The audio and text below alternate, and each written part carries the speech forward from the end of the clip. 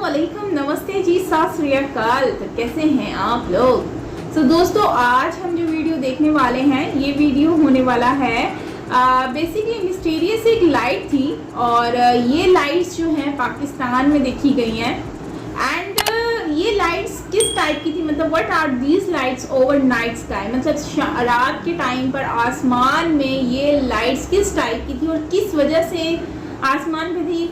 अच्छा, बहुत सारे लोग बहुत सारी असम्पशंस लगा रहे हैं, लाइक उनको लग रहा है कि ये लाइट्स जो हैं लाइक एलियंस हैं या फिर बहुत सारी चीज़ें लोगों के माइंड में आ रही थी। तो आज इसके बारे में इसकी पीछे की जो स्टोरी है वो जानने की कोशिश करेंगे कि कहीं जादू वादू तो नहीं आ गया था। तो let's start the video. Original video का लिंक आपको मिल जाएगा नीचे डिस्क्रिप्शन में, सो आप वहाँ से देख सकेंगे। चैनल पर अगर न्यू है तो सब्सक्राइब करना मत भूलिएगा, बेल आइकन को ऑल नोटिफिकेशन पे प्रेस कर दें ताकि सारे वीडियोस आप लोगों को मिलते रहें। तो लेट्स स्टार्ट द वीडियो। दोस्तों जरा आसमान में चमकती इन लाइट्स को देखिए।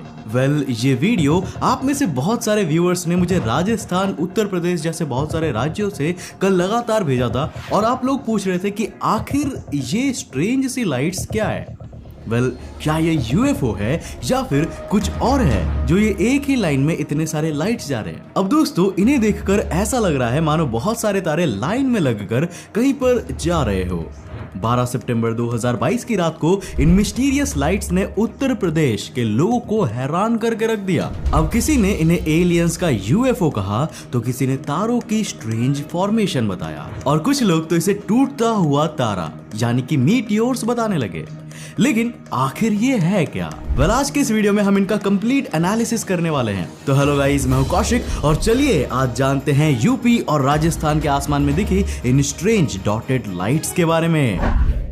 दोस्तों जब यूपी के आसमान में ये लाइट्स दिखाई थी तो लोग इनके बारे में अलग अलग स्पेक्यूलेशंस लगाने लगे। अब एक बंदे ने तो इसका वीडियो बनाकर ट्विटर पर डाल दिया और नासा, इसरो और इलोन मस्क को इसके बारे में रिसर्च करने को बोल दिया। अब दोस्तों कुछ लोगों ने कहा कि ये एलियंस के यूएफओज है, पर दोस्तों कुछ जगहों पर इन्हें शाम के समय पर भी देखा गया था और गौर से देखा जाए तो इनकी मूवमेंट स्ट्रेंज नहीं लग रही थी, बल्कि ये एक ही पाथ पर चल रहे थे और इसीलिए इन्हें यूएफओज कंसीडर नहीं किया गया। सेकेंडली कुछ लोगों ने इन्हें तारों की स्ट्रेंज फॉर्मेशन बताया, पर दोस्तों तारे इस तरह की फॉर्मेशन कभी भी नहीं बना सकते और वो ऐसी फॉर्मेशन बनाने में कामयाब भी हो जाते तो तारों की ब्राइटनेस में कुछ डिफरेंस तो जरूर देखने को मिलता। मतलब तारे यहाँ धरती से हमें टिमटिमाते हुए जरूर देखते हैं। तो फिर सवाल ये आता है कि आखिर ये सच में थे क्या?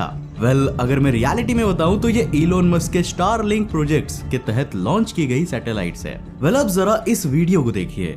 अमेरिका में 11 सितंबर की रात यानी कि भारत में 12 सितंबर को स्पेसएक्स ने फ्लोरिडा के कैनेडी स्पेस सेंटर से अपने फैल्कन 9 रॉकेट की मदद से 34 स्टारलिंक सैटेलाइट्स को लॉन्च किया था। अब ये सैटेलाइट्स आमतौर पर धरती की लो ऑर्बिट में रिवोल्यूशन करती है और धरती से इनकी हाइट 550 किलोमीटर की होती है। अब इतनी ऊंचाई पर यह आसमान में हमें बहुत डिम दिखाई देती है और इसीलिए हम इन्हें नहीं देख पाते, पर जब इन्हें लॉन्च किया जाता है तो उसके 1 या 2 दिन तक इन्हें आसमान में देखा जा सकता है। अब जरा earthsky.org में पब्लिश्ड इस आर्टिकल को देखो। यहाँ पर भी हमें सेम टाइप के फोटोग्राफ देखने को मिलते हैं। दरअसल अमेरिका के वॉशिंगटन में रहने वाले इस इंसान ने भी ट्विटर पर कुछ ऐसा ही वीडियो पोस्ट किया है और मिशिगन की एक न्यूज एंकर अमांडा स्क्रिजाइप्सिक के ट्विटर अकाउंट पर भी कुछ ऐसा ही नजारा देखने को मिल रहा है। अब ये वाली पोस्ट 23 अगस्त की है और तब भी स्पेसएक्स ने अपनी सैटेलाइट्स लॉन्च की थी। अब शायद आपके दिमाग में सवाल आ रहा होगा कि भाई ये सैटेलाइट्स एक लाइन में ही ट्रेवल क्यों कर रही है? तो दोस्तों फैल्कन 9 रॉकेट से जब इन्हें धरती की लो ऑर्बिट में स्टैब्लिश किया जाता है तब तक तो ये एक स्ट्रेट लाइन में ही ट्रेवल करती है और कुछ समय के बाद ये सैटेलाइट्स इंडिविजुअली अपने आप को उस ऑर्बिट में स्टैब्लिश कर लेती है जहां पर इन्हें भेजा गया है। अब करीब 42,000 स्टारलिंक सैटेलाइट्स की मदद से इलोन मस्क पूरी दुनिया में सैटेलाइट इंटरनेट का एक कॉन्स्टिलेशन बनाना चाहते हैं जिससे वो दुनिया के 40 देशों में सैटेलाइट इंटरनेट प्रोवाइड करवा पाए। यानी कि स्टारलिंक की मदद से हम डायरेक्टली सैटेलाइट से इंटरनेट यूज कर पाएंगे और इसकी रीच हर एक जगह पर होगी। मतलब दूर दराज के गाँव में भी इसकी स्पीड कम नहीं होने वाली है। एंड यस, आने वाले दिनों में ये इंडिया में भी अवेलेबल होने वाला है। अब दोस्तों, इलोन मस्क 42,000 स्टारलिंक सैटेलाइट्स को एक साथ लॉन्च नहीं कर रहे हैं, बल्कि वो हर हफ्ते 30 से 50 सैटेलाइट्स को लॉन्च करते रहते हैं। और रात के आसमान में जब हम इन स्टारलिंक सैटेलाइट्स को ही देखते हैं तो ये हमें स्टार से बनी किसी ट्रेन की तरह लगती है। पर इमेजिन करो कि दिन में ये कैसी लगती होगी। अब भाई, अंतरिक्ष टीवी पर आए हो तो इमेजिन करने की क्या ही जरूरत है, चलो मैं आपको दिखा ही देता हूँ। वेल, ये ऐसा लग रहा है मानो आसमान में बर्ड्स का कोई ग्रुप उड़ रहा हो। अब आपको बता दूं कि इसमें से हर एक सैटेलाइट का वजन 227 से 295 किलोग्राम के बीच होता है। वैसे दोस्तों, हमारे देश भारत में भी इन सैटेलाइट्स को पहली बार नहीं देखा गया है। अब इंडिया.com पर पब्लिश्ड इस आर्टिकल में बताया गया है कि दिसंबर 2021 में नॉर्थ इंडिया के स्टेट्स के ऊपर भी कुछ ऐसा ही नजारा देखा गया था। 3 दिसंबर 2021 को शाम के करीब 7 बजे पंजाब के पठानकोट और जम्मू के लोगों ने आसमान में स्टार्स की कतार देखी थी। अब उस समय भी लोगों ने इसे एलियंस और यूएफओस के साथ जोड़ा था, पर बाद में जाकर ये क्लियर हुआ था कि ये सैटेलाइट्स हो सकती है। और उसी दिन ANI ने अपने ट्विटर अकाउंट से इस वीडियो को शेयर करते हुए बताया था कि दरअसल ये SpaceX की स्टारलिंक सैटेलाइट्स थी। अब दोस्तों, जब बात चल रही है आसमान में दिख रहे अजीबोगरीब ऑब्जेक्ट्स की, तो जरा इस पर भी नजर डालिए।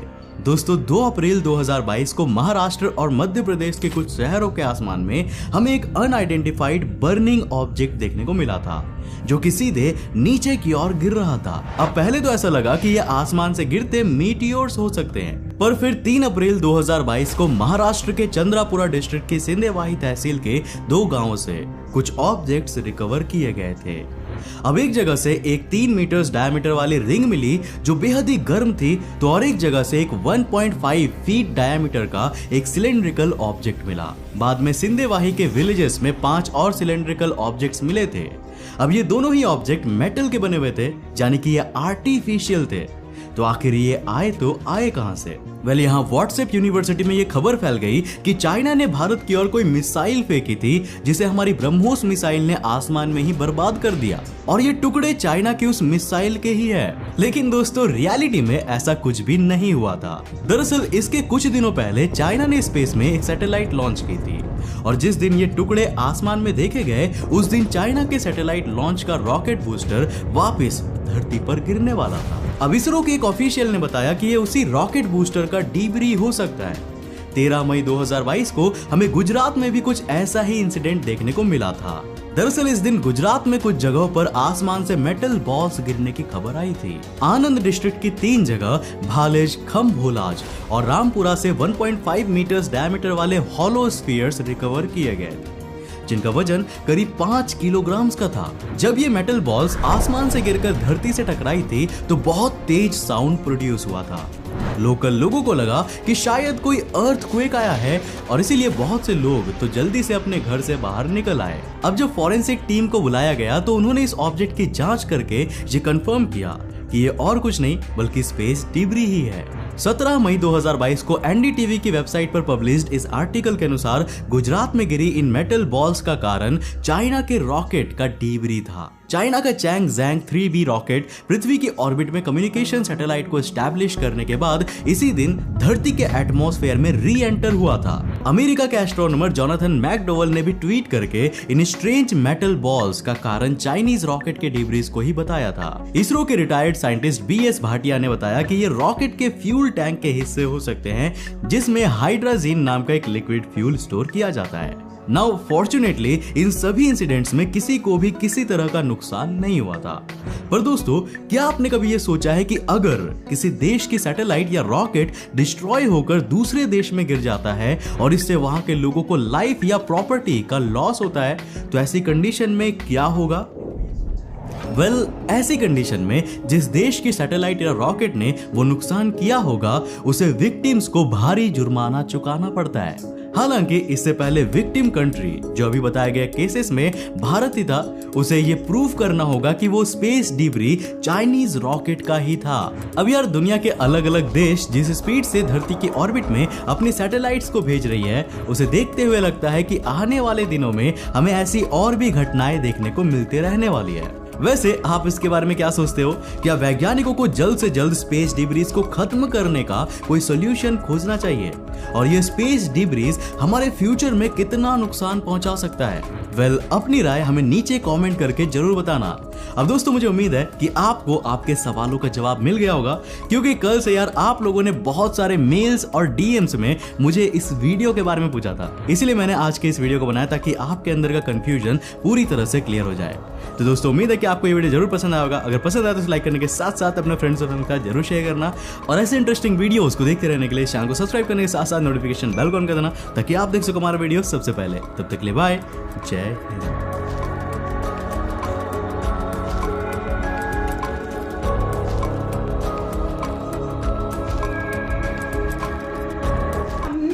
मैंने भी सुना था कि जो ये लाइन है ये आई थी, और जब ऐसी चीज़ें होती हैं अचानक से तो लोगों को लगता है कि पता नहीं क्या हो गया, या फिर क्या ऐसा कुछ डिफरेंट सा होने जा रहा है, या कोई मतलब लोग अपनी ना साइंस लगाना शुरू हो जाते हैं कि यहाँ पर शायद ये तारे हैं या फिर एलियंस हैं या कुछ इस टाइप का ना। क्योंकि जाहिर सी बात है, आसमान में जगमगाती हुई एक लाइन जा रही है तो लोगों को तो लोग खुद भी कंफ्यूज हो जाएंगे। तो इस तरह की सोशल मीडिया पर बहुत ज़्यादा वीडियोस आ रही थी, स्टेटस लग रहे थे। तो ये स्पेशली जो है हमारे जो लुधियाना साइड और पंजाब साइड के जो एरियाज़ हैं इसमें बहुत ज़्यादा देखा गया है, और मेरे ख्याल से राजस्थान की साइड पे भी शायद देखा गया। मतलब कि ये एक रॉ थी जो कि चल रही थी, तो लोगों को लग रहा था कि शायद ये एलियंस वगैरह हों या कुछ इस तरह की चीज़ें, लेकिन बेसिकली था ये एक मतलब कि सैटेलाइट थी जो कि इंटरनेट के नाम से मतलब सुनने में आ रही थी कि इंटरनेट अपग्रेड किया जा रहा है, या फिर कुछ इंटरनेट से रिलेटेड कुछ यहाँ पे हो रहा है काम, उसी से ही रिलेटेड जो है ये सैटेलाइट्स जो है वो चल रही हैं। तो लोग जो है वो बहुत ज़्यादा कंफ्यूज हुए थे कि भाई ये क्या हो रहा है एक्चुअली, और मतलब लोग एक्साइटेड भी थे लेकिन परेशान भी थे कि ये क्या हो गया है, आसमान में चल रहा है। तो सोशल मीडिया पे लोग लगा रहे हैं कि भाई मतलब कि वो जादू वाला वो सीन समझ रहे थे कि शायद जादू वाला कोई सीन होने वाला है, जैसे जादू मूवी में आता है ना, वो एलियंस आते हैं, तो उनको लग रहा था शायद कोई एलियंस उतरने लगे हैं। तो लोगों के माइंड में यही कॉन्सेप्ट हो रहा था।